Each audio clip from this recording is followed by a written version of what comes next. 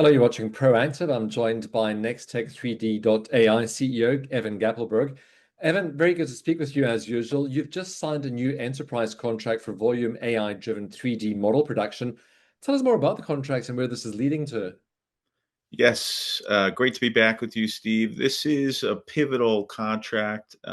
We are going to be creating 5,000 3D models over the next 60 days.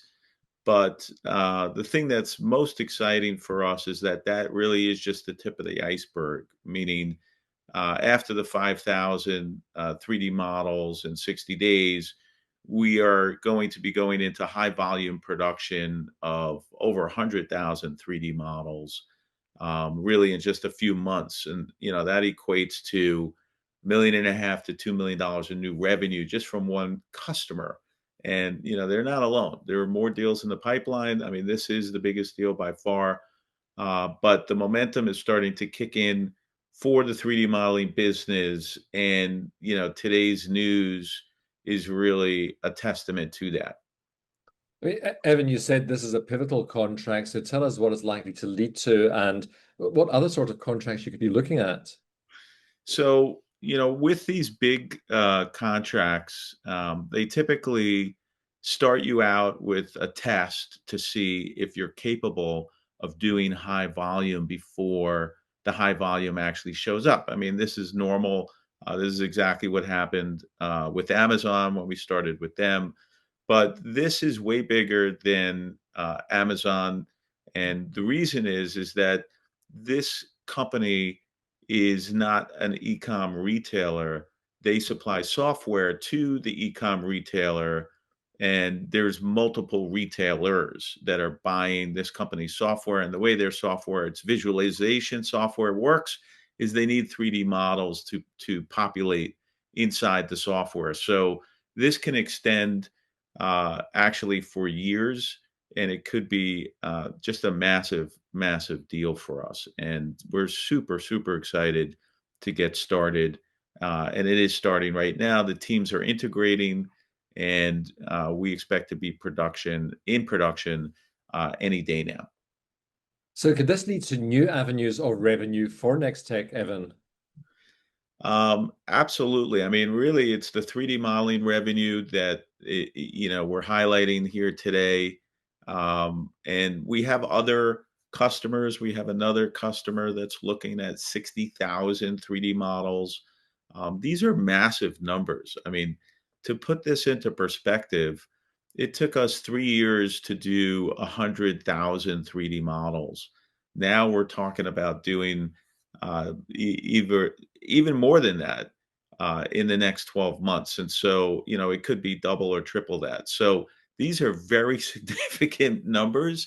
And we really are excited that the turnaround is here, that this really does signal to our investors that the turnaround is here, and it is starting to become very exciting for us. So the turnaround is here, Evan, but why was the path so difficult? Because it hasn't been smooth sailing, has it?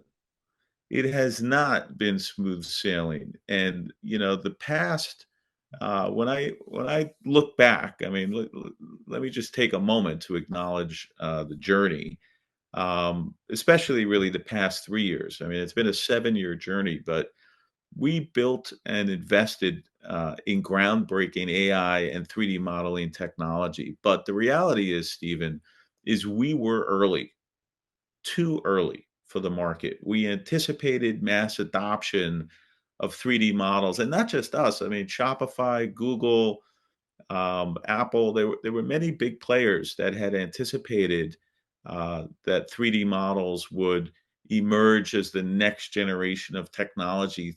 3 years ago, even 5 years ago, but it didn't happen. And so spatial computing, 3D commerce, AI, visual tools, the infrastructure just was not ready. And so even though we invested heavily, heavily into the people, into platforms, into patents, we have numerous patents, into partnerships. Again, we had Amazon as a customer. We still work with them, but the macroeconomic headwinds hit investors' patience, kind of, wore very thin, and we really did feel it hard. And at our peak, we were valued at hundreds of millions of dollars, and now at the bottom, I mean, I feel this is the bottom. Uh, we've really been written off. We've really been written off. But the turnaround is here, Steve, and it's been difficult, but it's now starting to happen. And the reason why we're still here is because we did not quit. So the turnaround is happening. What's the strategy then, Evan? So the strategy, as we've communicated to our shareholders in the past, has been to make some very tough, what we believe are smart decisions. We reduced our annual burn. That was mission number one. Back in 2023, we were burning $27 million a year. Today, it's down to 500,000, which is way more manageable. That's a 98% uh, decrease in our burn. We consolidated our operations, focused on cash efficient execution. And again, we kept leaning into AI. We really believed and still believe that AI is the secret sauce. It really is the thing that's going to allow us to scale during this turnaround. And we also let go on distractions. We had a lot of kind of side businesses that we were, um, you know, thinking about. But we got back to 3D modeling, spatial computing, and really scalable SaaS business. And so now AI is doing 70% of the work for every 3D model that we produce. And it's getting better, faster, cheaper, even more scalable over time. And that's really, the vision that we had uh, 3, even 4, even 5 years ago. But it's now starting to pay dividends, and it's going to unlock the real revenue opportunity for our company and for our shareholders. And as we've restructured our software platform, we now have 95% gross margins, and that's not a typo. That's our gross margin on our MapD business. And on our 3D modeling business, our gross margin it varies based on customers, but it's somewhere in the 70 to 80% range, which again is a very, very healthy gross margin, Steve. So, Evan, as that momentum builds, what sorts of news flow should your investors be expecting? Well, if you think about the momentum really is big wins. If you look at June, for instance, we we announced this 5,000 3D model contract that we're going to be delivering over the next 60 days. But just a couple of weeks ago, we announced a 2,000 3D model contract, again, six figures. And I would say for our investors to look forward to phase two, which is an additional 100,000 3D models. That's equivalent to $1.5 to $2 million in revenue from, again, just one customer. And the customers got visualization software that they are licensing to the largest retailers in the world, not just one retailer, but all the retailers. So if you think about what I'm saying, all the retailers will be using this visualization software, and they all need 3D models for this software to work. We are part of the supply chain at Nextech for this technology that's currently just getting started. This is absolutely huge for our company, way bigger than the Amazon contract that we had, which we thought was the biggest contract. And we're also working with others. So, this is huge, but they're not the only ones we're working with.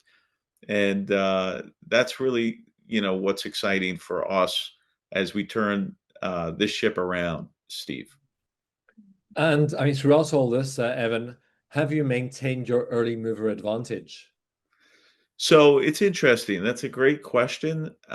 We were early, as I mentioned, in this, Too uh, early. right, in this show. We were too early. What's happened is a lot of our competitors have tapped out. They've gone out of business. So while we were too early, there was a whole group of companies that were early. And so there's only a very, very elite few that are still standing. And from my perspective, we have a competitive advantage, not by being first anymore, but by surviving. And it sets us up for thriving in 2025 and beyond.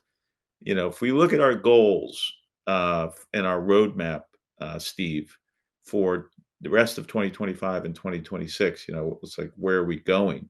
For 2025, we expect to get to cash flow break even with this additional volume of business as we ramp up our 3D model deliveries, you know, from 5,000 to 75,000 to 100,000.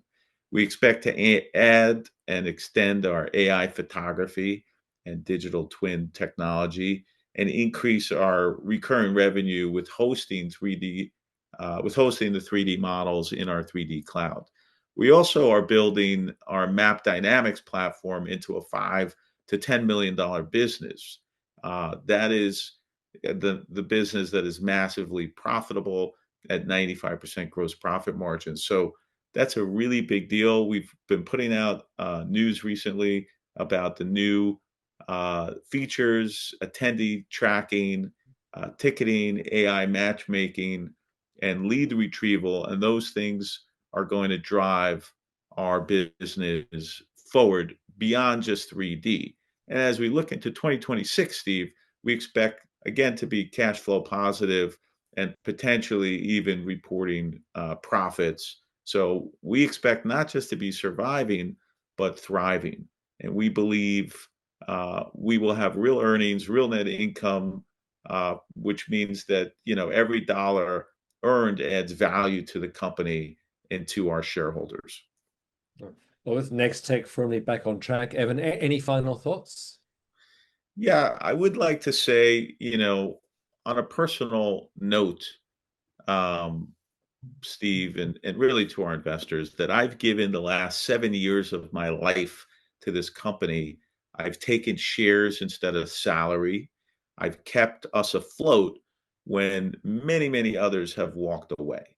And to be honest, it was very difficult this past year, but I am very lucky as I have an amazing and talented team that has refused to give in. In fact, they leaned in. When most people were giving up and giving in, my team was leaning in.